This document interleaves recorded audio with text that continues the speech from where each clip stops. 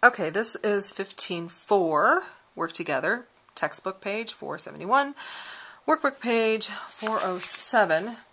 This is dealing with a balance sheet. And remember, balance sheet reports assets, liabilities, and used to be owner's equity or capital. Now it's stockholders' equity. And where is the work together page? Oh, there it is. Prepare the balance sheet for the current year for Interstate Tires. Well, that's all there is for instructions, so here we go. Interstate Tires, Inc. Balance sheet. Balance sheets report the condition of a business on a specific date. So this will just say December 31st, 2012. And the first section that we work with is assets. So we are going to center the section title, and then we will start with subsections. So over here I'm going to say current assets. Remember, there's two different types of assets, current and plant. So here's my subsection. And then I will indent, and I'm going to go to my worksheet, balance sheet column, and pull any current assets and list them. Oh, excuse me, it's getting tired. Indent a little bit. We have cash. We will have petty cash. I'm just going to list their names out first. This might be easier for me. Accounts receivable. But accounts receivable has a contra account. So accounts receivable. Then I'm going to indent just a little bit and say less allowance. So allowance, I just abbreviate for uncollectible, uncollect accounts. Ooh, barely fit. Then I'm going to go back out. I have merchandise inventory.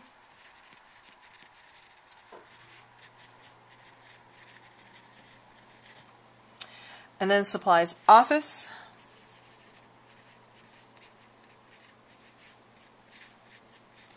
And supplies store. Prepaid insurance. These are all considered current assets. And then what I'll do is total and say total current assets.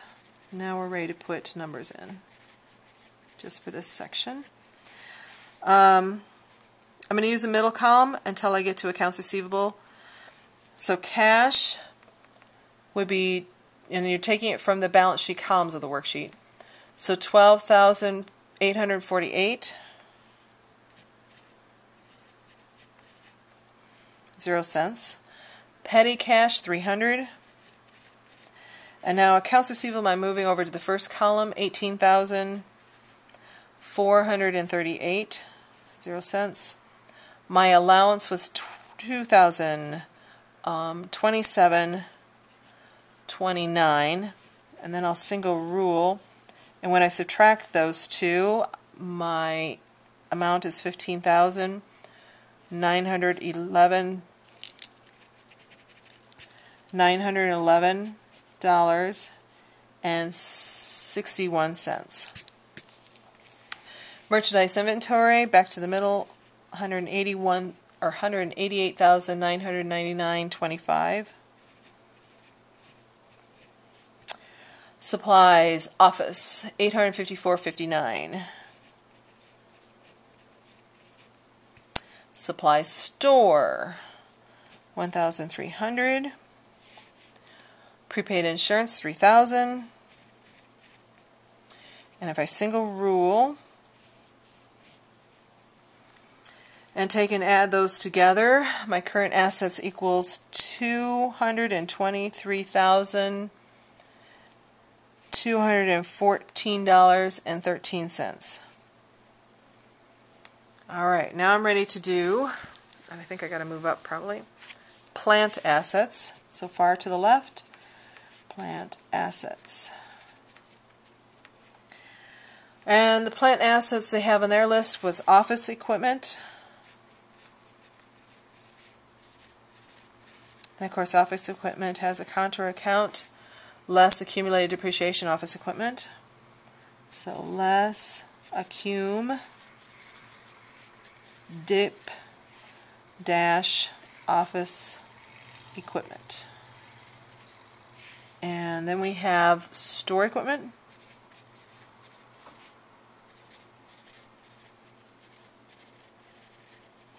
Less accum depreciation store equipment. Alright, so let's put some numbers in. Office equipment, I'm going to use the far left.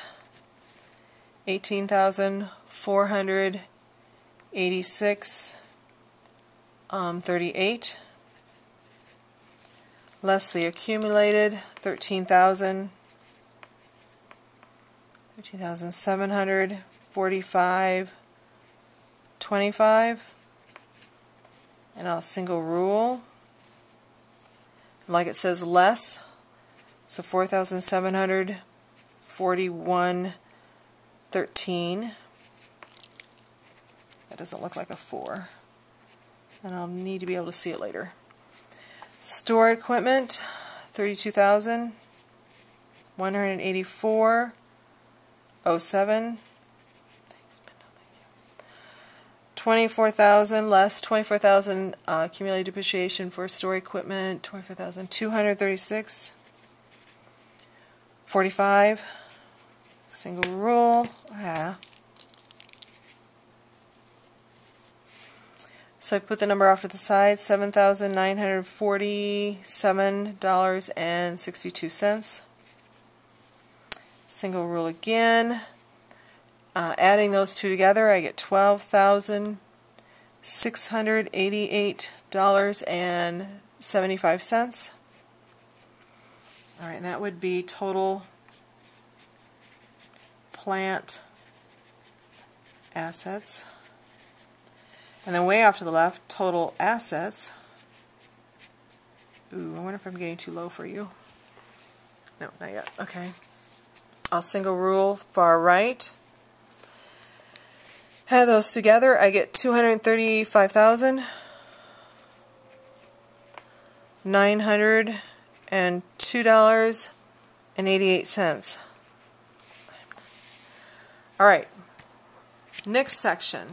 And you do remember the formula, assets equals liabilities plus, used to be owner's capital, in this case it's stockholders' equity now. So I'm going to try to match this number that we just figured out with the total of liabilities and stockholders' equity next. So the next section I'm going to center the word liabilities.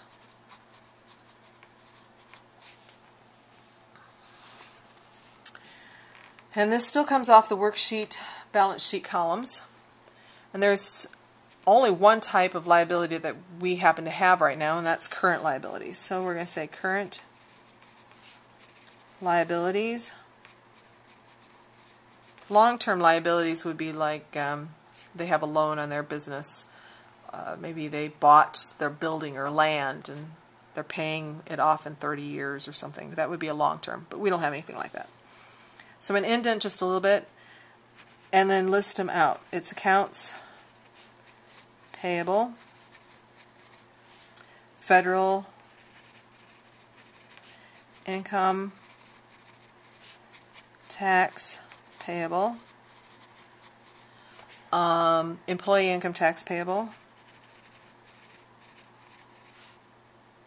Oh, what did I just say? Income tax payable. Whew.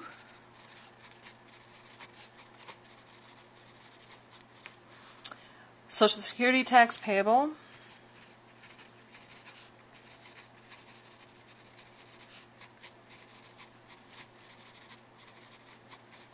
Medicare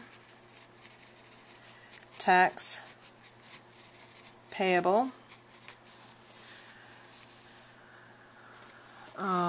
Medicare. Sales tax.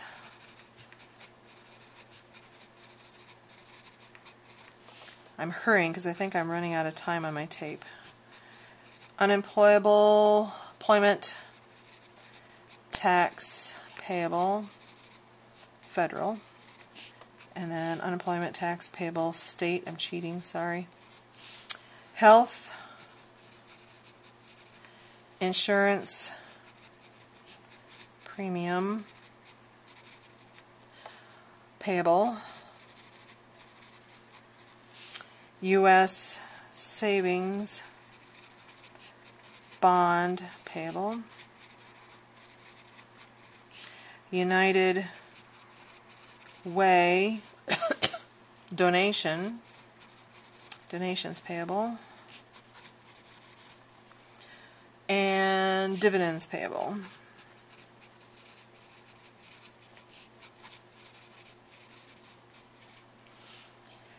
Okay, so then we're going to put our numbers in the middle column. Accounts payable is $16,107.08. And then federal income tax payable is $2,603.79. Employee income tax payable is $840. The Social Security tax payable is $529.98. Medicare payable is $123.95. Sales tax $1,848.25. Unemployment federal is $32. Unemployment state $216. Health insurance premium payable $620. U.S. savings bond payable $35. United Way donation $40. Dividends payable $2,200. And I'm going to single rule, indicating that I'm doing a calculation. And I'm going to write over here, far left, total liabilities.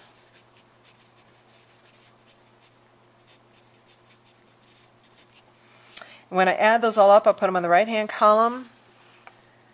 We're getting to the point where you're not going to see here pretty soon, which is $25,196.05. So that takes care of we have assets now, we have liabilities, we need to do stockholders' equity, and you're going to get that off of the statement of stockholders' equity that we figured out on 15.3. So center the title, stockholders' equity, and then we're going to put in here capital stock.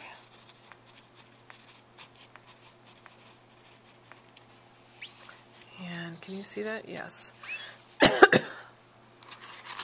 In the middle column, and I'm going to look on my capital stock on the stockholders' equity statement. It says its balance was $110,000.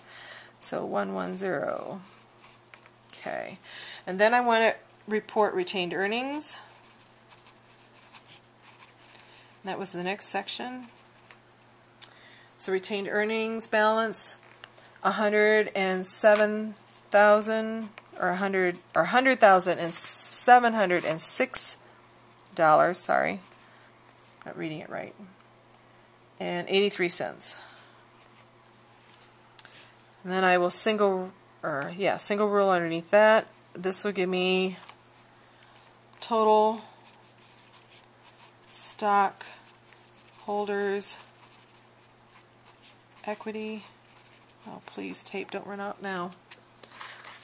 So if I add those together and put it off to the right, I have $210,706.83. And now if I single rule and add my total liabilities and my total stockholders' equity amount, I get $235,902.88. That would equal my total liabilities and stockholders' equity.